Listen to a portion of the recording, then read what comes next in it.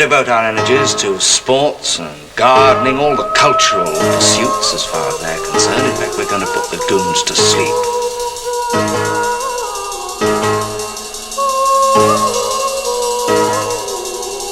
Meanwhile, we dig.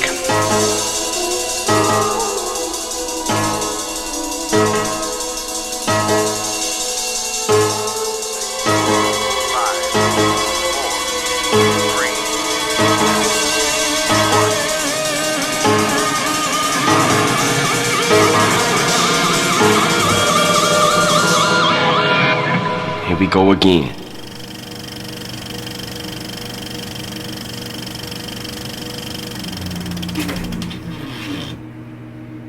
This is Burn Power coming to you from somewhere in the Caucasus Mountains in Tbilisi, Georgia. Well, this is going to be part 2 of our How We Got Here remix of the movie aspects of the series. Now, there is the whole series, How We Got Here. These 2 music editions are simply just pulling out the extracts dealing with movies and not trying to be a full history of the movies, but only as it relates to this larger story of how we got here. Now, I could do this for politics, but that would be huge. And I could do this for, well, I've already done it for music, so go look for the music edition, which is bigger than this. It's 4 parts to this. This one's 2 parts. But anyway, thanks for coming with us. I hope you enjoy this. We're going to pick up the story about 1995. And yeah, you can subscribe. And you can leave a like, leave a comment. You can share this. And if you wish, you may leave cash. You can't leave cash digitally. Not real cash. Yeah, but Vern, digital cash is real cash. Oh, whatever. There's a link down below. Let's go back to the movies. But one of the things that happened was that during this era, it became all about the teens. There was a Village Voice article, which I have tried to find, about the end of Gen X and the beginning of Gen Y, or what they were calling the brat generation. And I really looked for it online and couldn't find it. It was a fascinating article. And this was by 1998. And I was thinking to myself, well, didn't Gen X just come on the scene? But what had happened was, I think the powers that be that sell things to people immediately said, oh, the real money's over here. You know, in the 1970s, who was The Godfather being sold to? Who was Apocalypse Now being sold to? Not teenagers, that's for sure. Who was The Exorcist being sold to? Not teenagers. I mean, they may have seen it, but they'd have to sneak in. It was a hard R rating. You know, even Jaws wasn't slated towards teenagers. Now, in the 1980s, you start getting all these, like, family-friendly films, you know, so you get E.T. and Star Wars and, you know, all the various films that are big-budget blockbusters, the Indiana Jones and whatnot. And even those, you know, the first Indiana Jones films had some edgy bits in them. But then what happened was, a lot, you know, and you had this whole image of the big hair, people with, like, really bad, over-the-top clothing and stuff, Madonna and stuff, and it was all for the teens, or so it seemed. But then what happened was this postmodern alternative grunge aesthetic comes in, this noise aesthetic comes and wipes it all off. Suddenly Michael Jackson is no longer cool, and he really was no longer cool by that time because of the stuff he had gotten himself into. Then you find a lot of that 80s stuff was looked at as a joke. So there needed to be, but the powers that be, both in the music industry and in the video gaming industry and in the television industry and in the movie industry, all looked at this grungy, noisy stuff and then started to say, yeah, not so much that, but that Green Day pop punk, that whole thing, we can work with that. And essentially what they did was created a new vision for what a teenager is. And it was a very different vision than the 1980s, although connected to it. In a sense, they leapfrog over each other. So you started getting things like, for instance, consider the movies of the early 90s. Silence of the Lambs. That's an adult movie. It's a good movie. Pulp Fiction. That's certainly a movie for adults. Schindler's List. That wasn't made with children in mind. Even something like Saving Private Ryan, although it's later in the 90s, was made for adults. But then you start getting movies like Toy Story. Well, Toy Story is obviously made for kids. Although what's interesting to me now, looking back, is how many people look back at this as some sort of like absolutely amazing masterpiece of a film. And it's a good film. But it's not a masterpiece, you see, because it's just a film made for kids and happens to be good. But what's happened is our notions of nostalgia have changed, and they got changed during this period. Consider, okay, so Toy Story is made for kids, and a lot of tweens saw it. This is a new word, the tweens. It's a new marketing word. It's like just before pre-adolescence, but one of the reasons they were calling them tweens is because they also realized, for whatever reason, kids were going through their puberty earlier than in earlier generations. I don't know, too much milk and popcorn or something, but the effect of video games maybe. But take the movie Titanic. Who was that made for? Adults? Yeah. A little bit. Teens. It was made for teens. The main two characters are exactly the kind of people teens love. Heartthrob young kids. Which is interesting is because if you go back, movies in the 1950s were, except for like horror films and science fiction films and maybe Rebel Without a Cause, they weren't made for teens. They were made for adults. Through most of the 60s. With the exception of movies like Mary Poppins and Sound of Music, most movies were made for adults. The 70s, they were made for adults. In the 80s you start to get this break, but now you have movies that aren't being made for adults at all. But yet they're not being made for little children either. So, for instance, Scream. Pretty cool horror film. Very postmodern, because all the kids in the movie know exactly the rules of horror films. I Know What You Did Last Summer. Again, the kids know the rules. The kids are in fact, they're both written by the same writer, Kevin Williamson. The Craft. Okay, teen witches. But this isn't like Bewitched, the television series. This isn't one of these cutesy things. It gets kind of horrifying, but at the same time, the witches are seen as being cool teens. Very seductive stuff. So who finally wins the war? The war of rock and roll, the war of the counterculture versus the mainstream culture. In a sense, who wins the modernist battles? Well, it's actually the people who have been all along figuring out ways to sell it back to you. It is the corporations. It is the commercial industry who wins the war. Someone's creating an army. An army of vampires? They're coming here. Fantasy and geekdom. What do I mean? Well, I think for many people, they will remember the aughts as a time of Harry Potter and Lord of the Rings and a lot of young adult fiction. Particularly the younger you are, the more you will remember this way. And in one way, it's just like, well, that's fine. That's great. People were reading books, and they had this imaginative aspect. And the movies that went along with it were, digital works of art. Consider Lord of the Rings. But what did it really mean? And how does it relate to where we are now? Well, it very definitely does. You could say that it was the Harry Potter books that started this particular trend.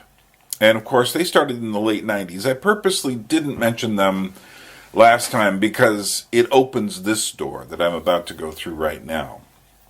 But Harry Potter and J.K. Rowling's books became beyond popular. They became the legends and myths of a certain generation, which is one reason why that generation, taking those cues from her books, have been so miffed that she hasn't gone all the way through the door to where they are today. Although she certainly made steps of getting a certain distance. But people have puzzled, why Harry Potter? Why the Harry Potter books? One thing I heard, which makes a lot of sense to me, is that the books talk about magical children whose parents don't quite understand them. And that in many ways, this reflects exactly the situation of the younger children and youth of the time would have been the millennial generation. It reflects them very much because this generation now has access to all of this digital tackle, shall we call it, that the older generations come to very unnaturally. I certainly do. I mean, I've chosen to, obviously, I can make a video, I can edit it, I can put it on YouTube, but I am very questioning about all sorts of other aspects of it. But a person who is younger than me by a substantial margin is not going to question this world of special devices and special forms of communication and special forms of thinking that they now have. They won't question it. They will see themselves as being different substantially than their older generation. Of course, my thought is, well, we've all still got the same problems. Technology amplifies these problems, but it doesn't change them. Well, Harry Potter led, obviously, to a host of other young adult fiction franchises, and that word is really key to where we're going here in entertainment. Everything becomes a franchise after a while. And of course, there's that whole tendency when making the movies of splitting the last book into two parts, which is really funny. I think that when you have things like The Hunger Games or Twilight, these things are very much property of the aughts generation, the people who were coming of age during that time. However, they are also very much sold to that generation. That is to say, they are so much of what we're seeing now is a marketing ploy. Like I said, everything is now the host of everything is now technology. People almost don't understand real life anymore. And because of that,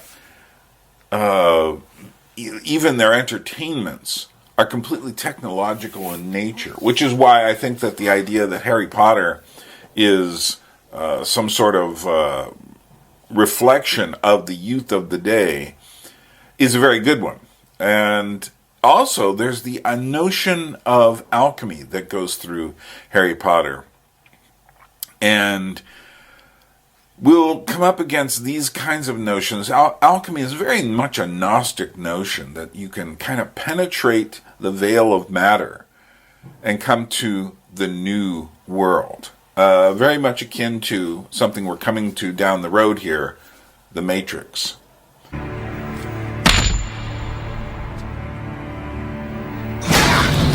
This is the One Ring, forged by the Dark Lord Sauron. He needs only this ring to cover all the lands of darkness. What must I do? The ring must be taken deep into Mordor and cast back into the fires of Mount Doom.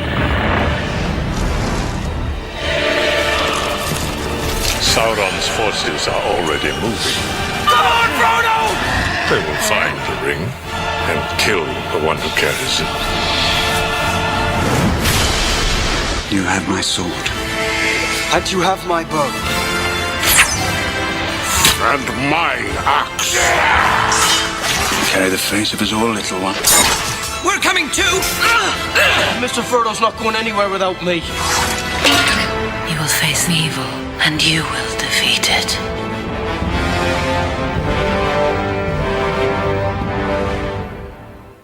Of course, perhaps I would say the supreme fantasy achievement of the early part of the aughts was the Lord of the Rings series. We will not discuss the Hobbit trilogy that follows it. But the Lord of the Rings series was perhaps the best of all of this. And the reason for it is, A, it was based on Tolkien. I did not read, I have to confess, did not read all the Harry Potter books, and actually was required to transfer one on a tape that had unspooled for someone so that they could listen to it, an audio tape of the first book, and I was just like so bored to tears by the writing. But Lord of the Rings is a bona fide classic of not just young adult literature, but of literature. Harry Potter, I'm sure, I'm going to get feedback on this, but Harry Potter is a classic. Yeah, maybe. Is it a classic on the level of Lord of the Rings? No. Period. End of story.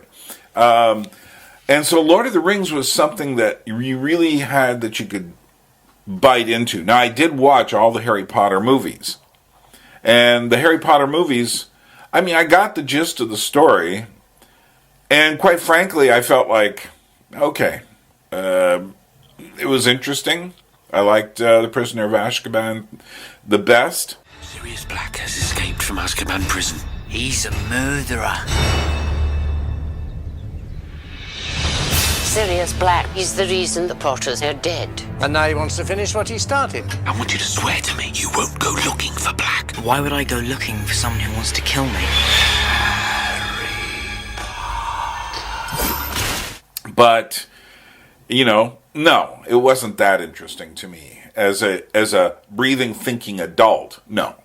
It didn't seem, it only hit these vague themes. Whereas Lord of the Rings got a lot closer. I think this is Peter Jackson's finest hour, and I don't think he's had many since then, and not too many before then.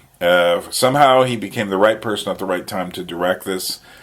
And because he got to the subtleties of that ring and holding the ring of power.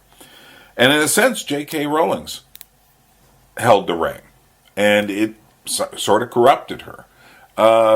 So did everyone in the YA market hold that ring. I find one of the problems is that these books, all geared towards young adults, we had books that were geared towards youngish adults when I was young. Wrinkle in Time but the point is, we didn't discuss these books like they were divine scripture. We didn't treat them specially. We would be given these books in school to read, and we were like, okay, great, Phantom Tollbooth, great, But I appreciated much more the books like Alice in Wonderland and Wind in the Willows, the genuine bona fide classics, because I could see, not that Wrinkle in Time isn't a classic. I actually met Madeleine L'Engle while I was in New York, went over to her house for a book writers meeting. I've got no criticism of Madeleine L'Engle. But I will say this, that these books, I originally, and I thought a lot of people did too, older folks said, well, at least they're reading now. They being the younger folks. They're reading again. Well, great. Yeah, they were reading. And my hope, as I felt it was for other people, was then they would eventually get to the great works of literature. Well, I'm sure some did. But an awful lot never did. An awful lot just stayed ensconced in fantasy and science fiction. Not that there isn't great fantasy and science fiction, but the point is, they stayed with it with this mindset, and it's the mindset of the geek. And the geek, to me, isn't the same as a person, there are no Dostoevsky geeks.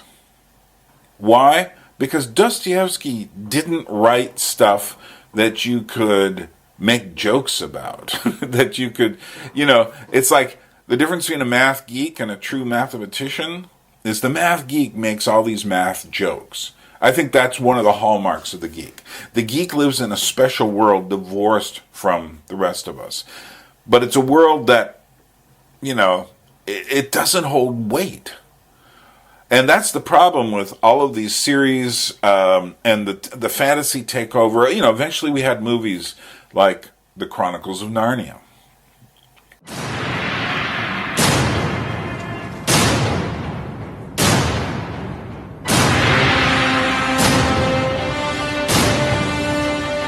Aslan, we need your help.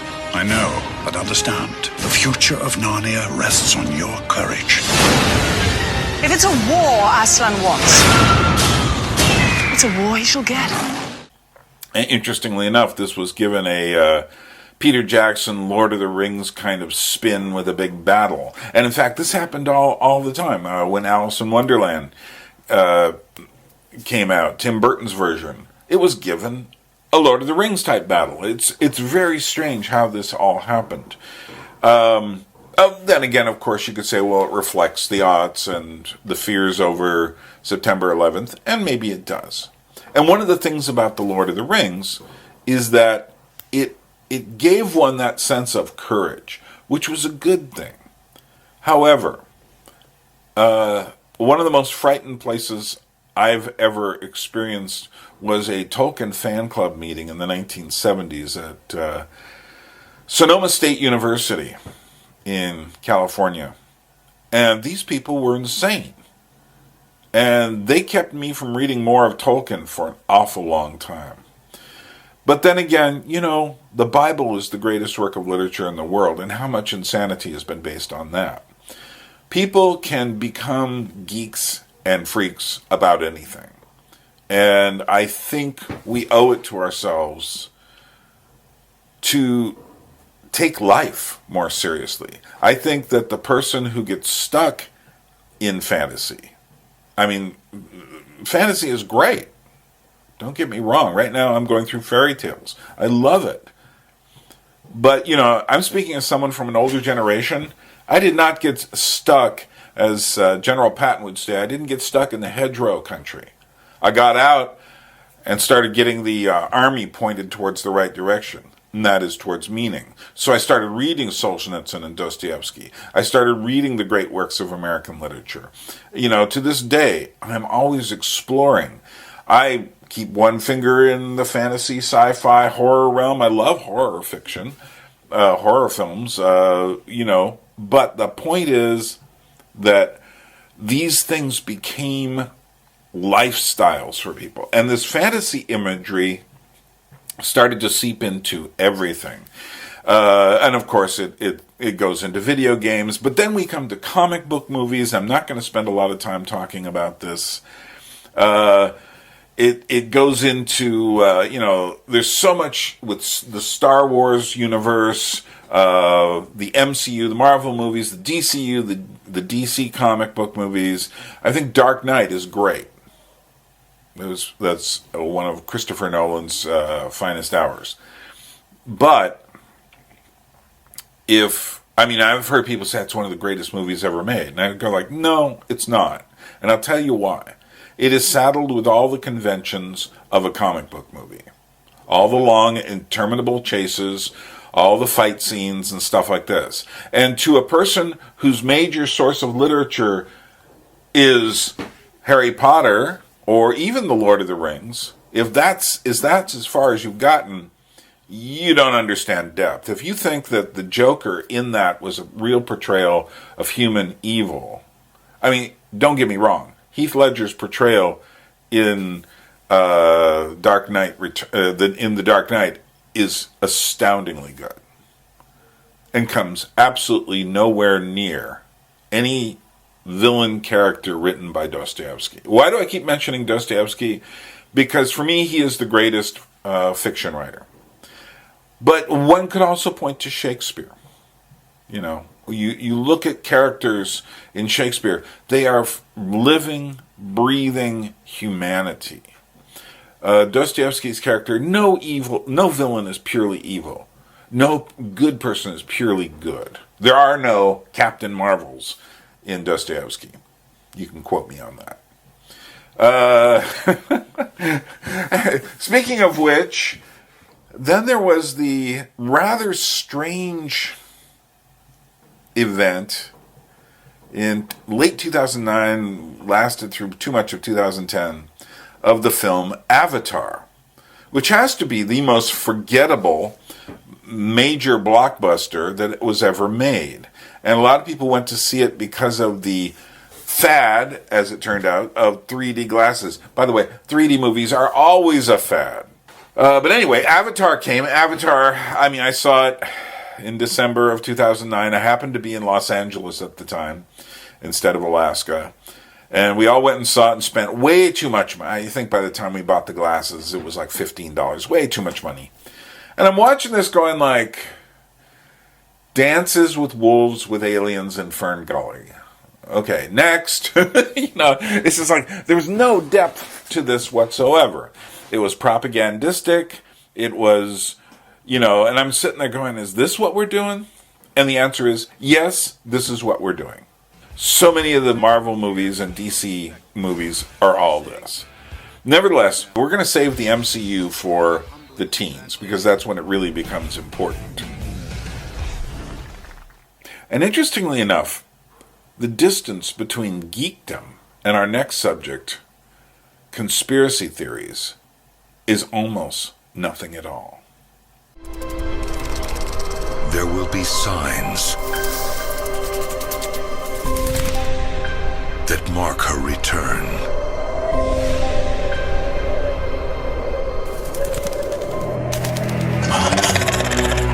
There will be secrets that reveal her destiny. There will be a journey that will make you believe.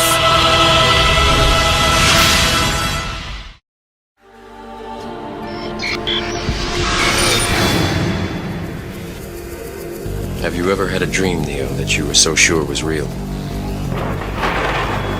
What if you were unable to wake from that dream? How would you know the difference between the dream world and the real world? It's the question that drives us, Neo. What is the Matrix? It is the world that has been pulled over your eyes to blind you from the truth. You are a slave born into a prison for your mind. The Matrix is a system, Neo. That system is our enemy. Try to realize the truth. What truth? There is no spoon. Human beings are a disease, a cancer of this planet. You are a plague, and we are the cure. The Matrix. A couple people mentioned, how come you didn't discuss The Matrix in your late 90s series? Because I think its meaning is about what's happening now than it was about the 90s. And then, of course, there were the two sequels, which we shall say no more about. But no, The Matrix turns out to be, to me, a rather disturbing work, and not for the reasons that a lot of people think. It's disturbing because what it did was,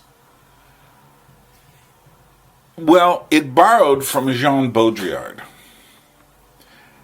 and the idea of the simulacra. However, it took it one step further. Baudrillard never was saying that we live in a simulation in the way the Matrix movie paints. What Baudrillard was saying is that we have created a fictitious panorama which surrounds us. We've created it. We inhabit it, we live it. We, with a slight parallax vision, can look slightly sideways and say, oh, okay, we're disconnected from nature. We're We have problems with relationships. Our technology is overwhelming us. We can see these things. It's not like we're little battery chargers like in the Matrix where we're completely, the concept of the simulation in the Matrix being that literally everything before us. Now, it takes having gotten to video games to get to this point. And that everything is a simulation. In other words, that some great video game designer has already constructed the prison we are in right now. This particular notion is extraordinarily influential on almost everything right now, and not in good ways. For instance, let me try to pull this apart, because this is really key to a lot of what else I have to say here. The concept in the Matrix is that we are not aware of the simulation that we are in. We are essentially in a large video game, and that we are not aware of the simulation. Now, then you have the famous, if you take the red pill, you shall wake up. And the problem with that is people use that all the time. And of course, what's happened is red pill in the Matrix has now become equated to red versus blue in politics. Well, this is all complete bullshit, because you don't understand what that red pill is in the Matrix. Let me try to explain it to you. What the Matrix is suggesting is that there are worlds beyond our world in which, if we can get into that world, we shall understand that this world that we're in is an illusion. It is also a fallen illusion, a dark illusion, and that if we get out of it, we will be able to ascend to higher levels of truth and find out who we really are and control our representation in this simulation. Okay, here's the point. Now, Neo has been pointed out to be pretty much a Christ figure, but he's not the Christ figure of the Bible. Get this through your heads. He's not really Jesus Christ. He is the Gnostic version of Jesus Christ, here to pierce the illusion and to let you go beyond to your true self. This is pure Gnosticism. Rarely has a film come along that has so entranced people and given them and reawakened in a public way such an old philosophy, or as the Christians would call it, an old heresy. Now, I've done my time studying Gnosticism, so it might make an interesting discussion for the future. I'm not going to do a deep dive on it here. Now we come to the real inspiration. So we take some figure like the Joker or the Jester, the Fool, the playing cards, and then we mix that with some of the psychotic nature of Punch, and we add one more ingredient, and that's from Victor Hugo's The Man Who Laughs, L'Homme qui rit.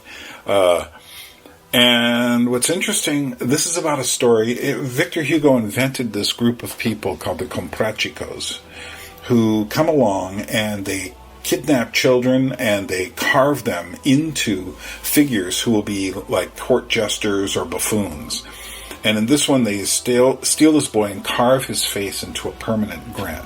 Now, there is no group called the Comprachicos that we know of, but these kinds of people certainly did exist in different places. People who would purposely deform children to create them. I often think that if we find a way to make our dreams into entertainment, there will be people who deform their children's dreams by giving them traumas to make money off them. So, that's maybe in the future when people talk about tapping into your neural network to produce images. There's a whole world right there, but that's different. Anyway, Conrad Veidt stars as the man who laughs in the movie version, and it's all about that grin. Of course, in the movie version, the important thing is the grin hides a complete sorrow. And so he is often in deep pain, but he can't show it because he is his mouth always shows this extreme laugh, which is very similar to the new Joker film, but we'll get to that. Meanwhile, then there is the Joker. The Joker is created out of this, but like I said, he's not simply the man who laughs. He is also the Punch character, the psychopath. He is also the playing card. And this is from Brian Boland's and Alan Moore's version of the Joker. Here's the original appearance of the Joker in Detective Comics around 1940. And the original Joker was something much more of a psychopath. But eventually, by the 1960s, in what's called the original period of Superman or Batman is called the Golden Age of comics. The Silver Age is the 1960s. And eventually, he becomes a funny character, particularly as interpreted by someone like Cesar Romero on the rather campy television show Batman. Come, my comic cohorts in crime! Kind of forgotten in all of this, right around the same time, cashing in on the Batman series, was they came out with these cards, playing cards, which had these amazing illustrations done by classic 1950s book illustrator Norm Saunders. And these convey a lot more menace than the television series ever did, because again, he was working from a hard-boiled detective film noir kind of angle. And then of course there's Jack, or is it Jack? Jack is dead, my friend. You can call me Joker. And Jack Nicholson's version is a little bit more like Cesar Romero's, but a little bit more serious and scary in minimal ways, but kind of goofy scary. That's Tim Burton's movies, though. Meanwhile, you have Frank Miller's interpretation of the Joker in his Dark Knight Returns, and that leads directly to Heath Ledger's interpretation. And this is one basically for the ages. No one ever thought anyone could possibly do another great Joker after this one. Honor, respect. Look at you. What do you believe in, huh?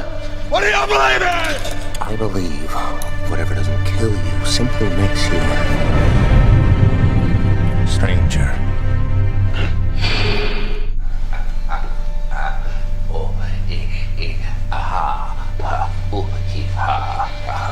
And I thought my jokes were bad.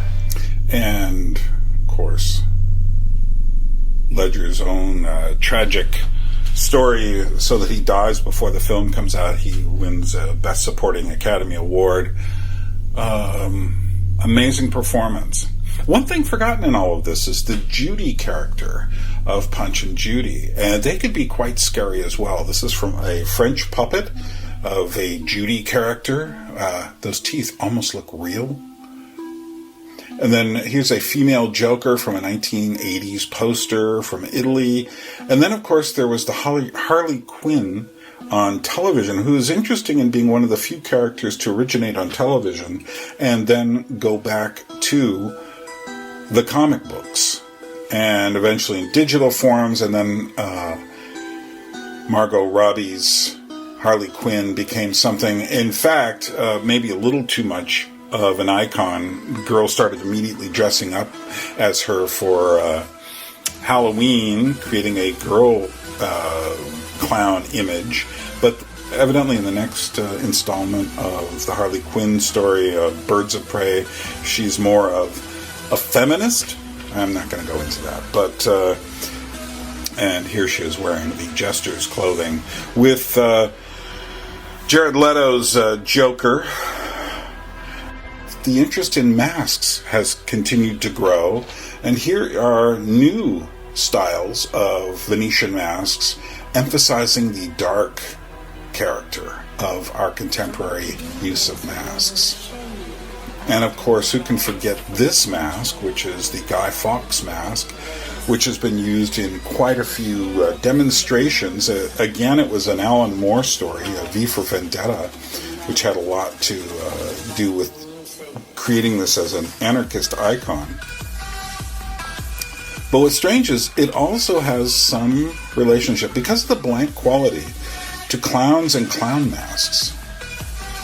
Which then leads to this, something like The Purge, where people are allowed to wreak havoc and kill one night a week. But is it much different than something like what's going on with Antifa? Again, now we see masks coming back into public use.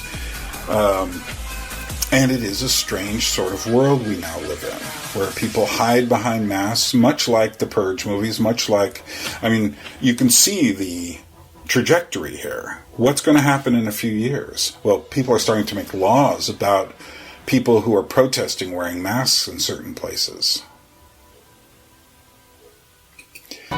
And then, earlier this year, a very strange kind of homemade animated video showed up.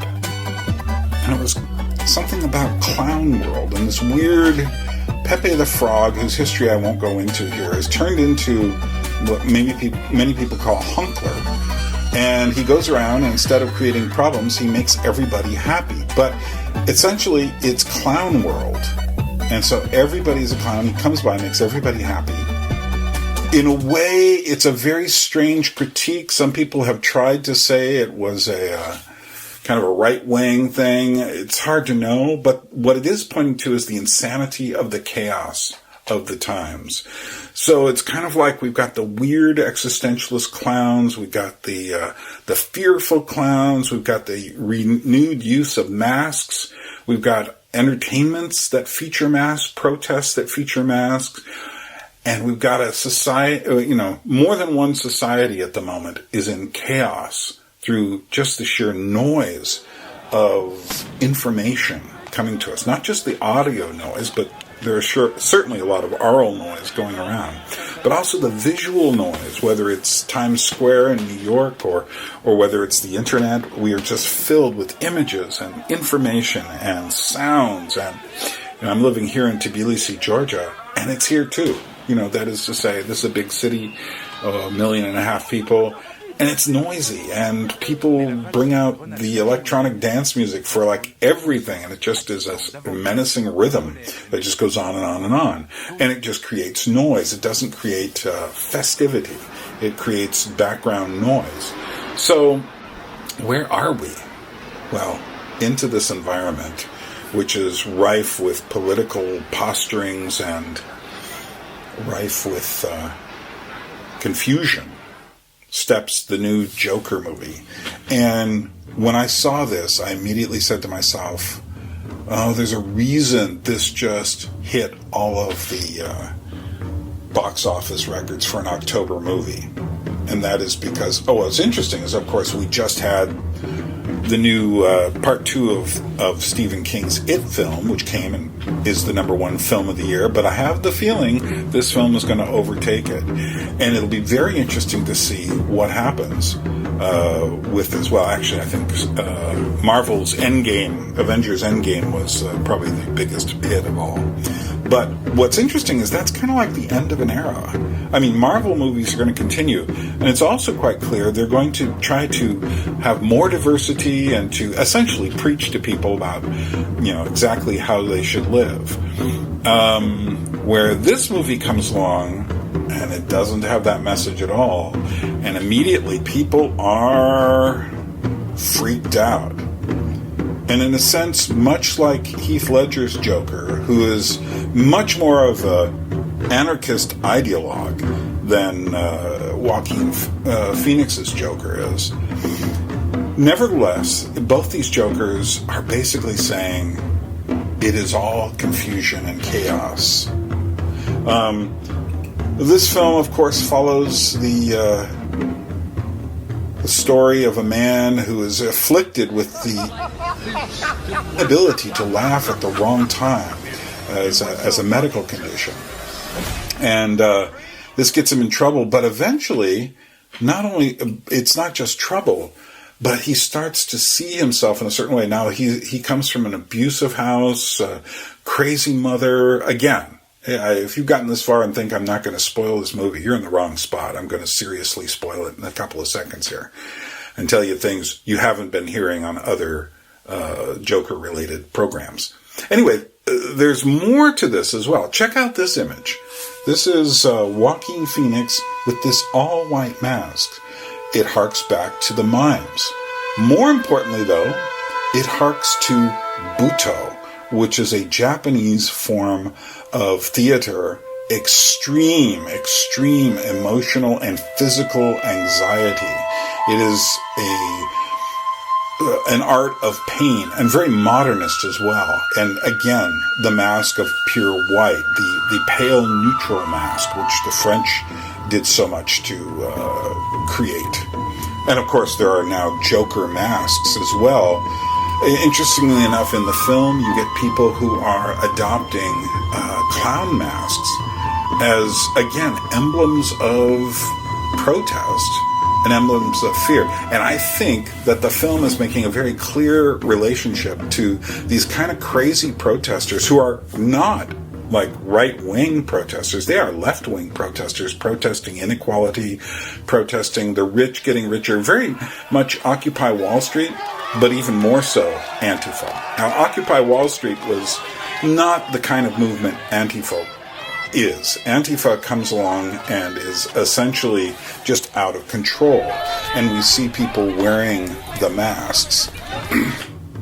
But Joker comes along as this damaged, bruised, crazy guy who has been set upon, but as he goes, rather than on any sort of redemptive arc, he is going towards insanity, leading up to his final moment where he goes on a talk show. The last 20 minutes or so of the movie are just insane, but it really kicks off when he enters this talk show where Robert De Niro is playing Murray Franklin, television host, very much connected to the King of Comedy, where Robert De Niro was playing essentially the Joaquin Phoenix character, a guy named Rupert Pupkin, who was obsessed with comedy and eventually gets on stage and it basically tells people he's got the host tied up, and he really does. He's gone crazy, but he wants everyone to accept him, and they do.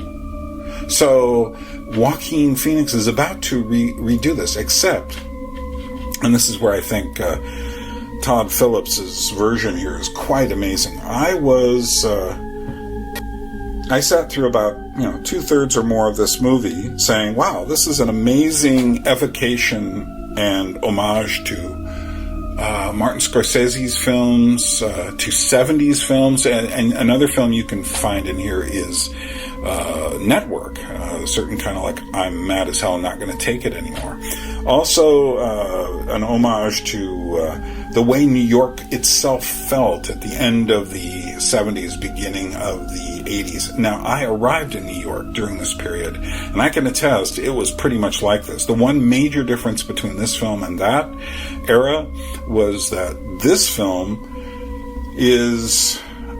has these characters protesting, which is not an emblem of that period, not in that way. There were not people chanting in the streets wearing clown masks or any equivalent like Antifa today. So I think Todd Phillips was he's also talking about what we now term things like cancel culture, where people just gang up on anyone. Like if someone finds a tweet of yours or a photo of yours from like 10, 20, 30, 40 years ago, they will turn it on you to say you're basically always this. There's a determinism in the way people look at people now. Once you're something, you are always that thing. If you said something wrong at one point, any kind of mistake, you are always that person.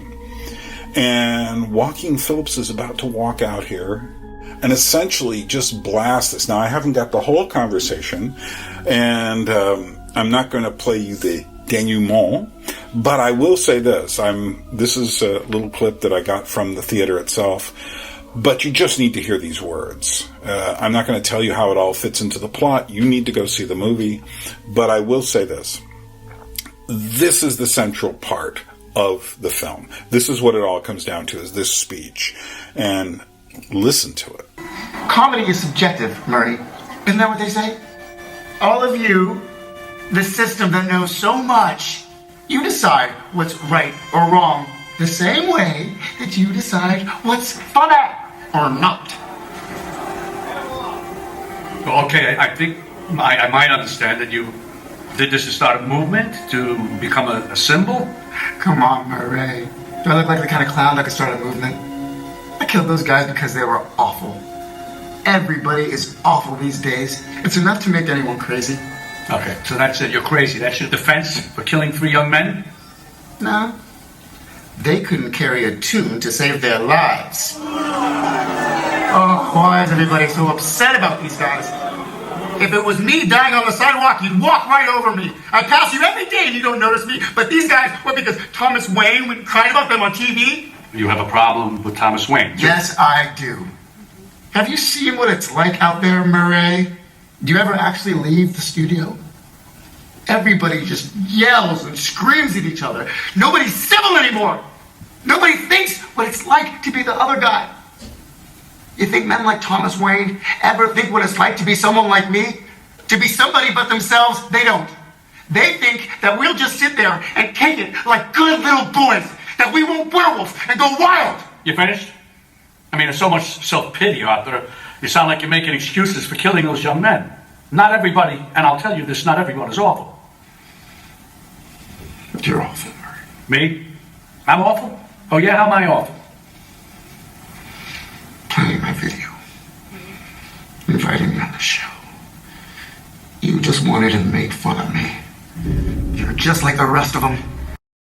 So, essentially, the film is accusing us of living in times where people refuse to listen anymore. And it's not saying this in order to give credence to either the people rioting on the street or the Joker. The Joker is not made out to be a hero in this film, nor are the people on the street. They are seen as all essentially giving in to the call of chaos.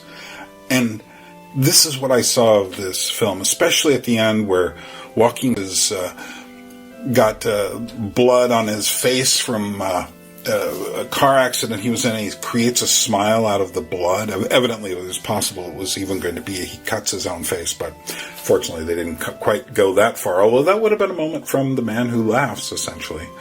But like The Man Who Laughs, he cannot control his emotions. That is to say, his inside, he might be fearful, angry, weeping, and yet he breaks into laughter. It's exactly the same kind of tension you find in The Man Who Laughs when playing. The man is often outside just this, he just makes people laugh, but inside he is breaking. And I think that Joaquin Phoenix's performance here is absolutely astounding.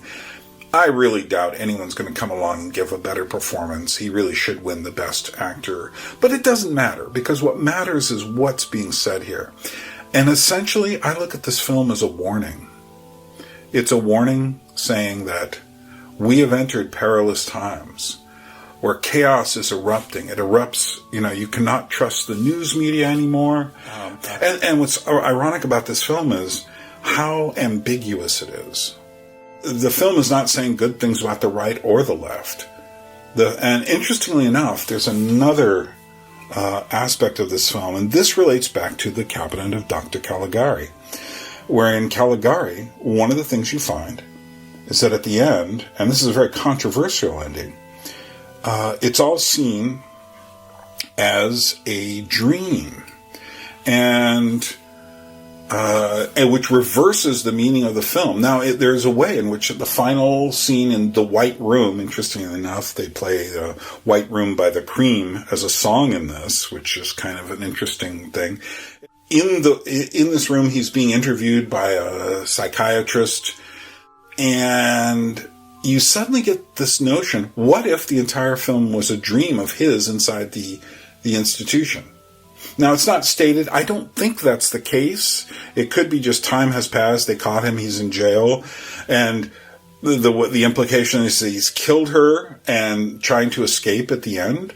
But it could all be like The Cabinet of Dr. Caligari, a dream. And that the whole film was a dream in his head.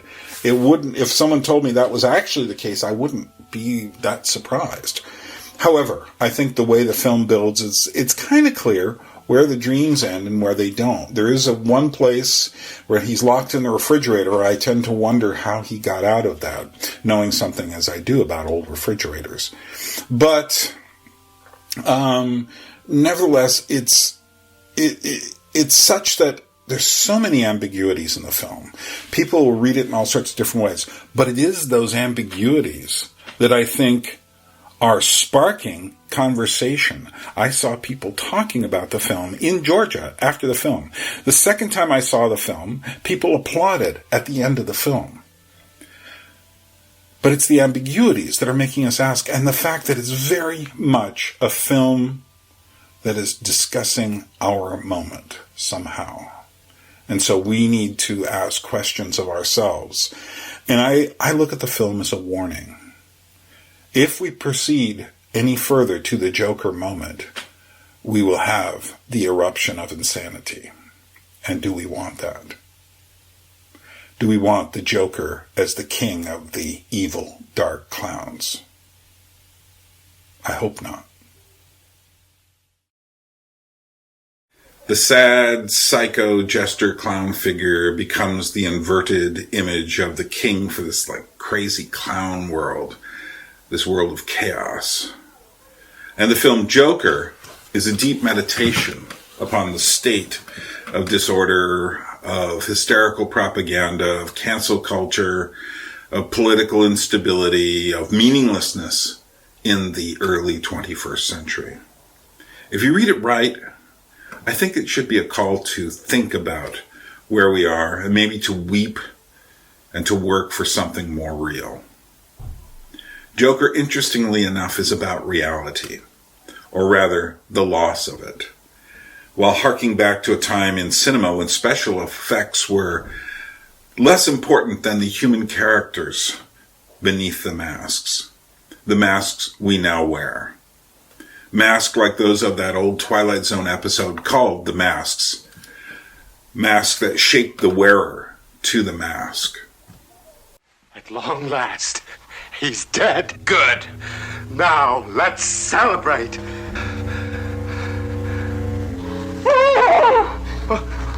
What's the matter? What's the matter with you all?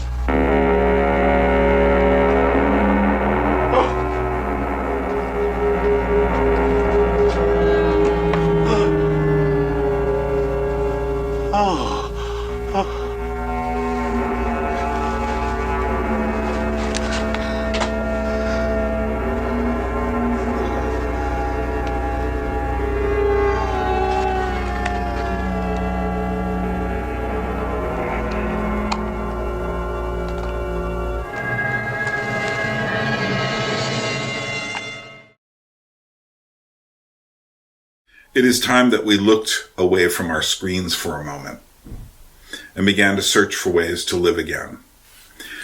And that won't be fun. That will be hard work.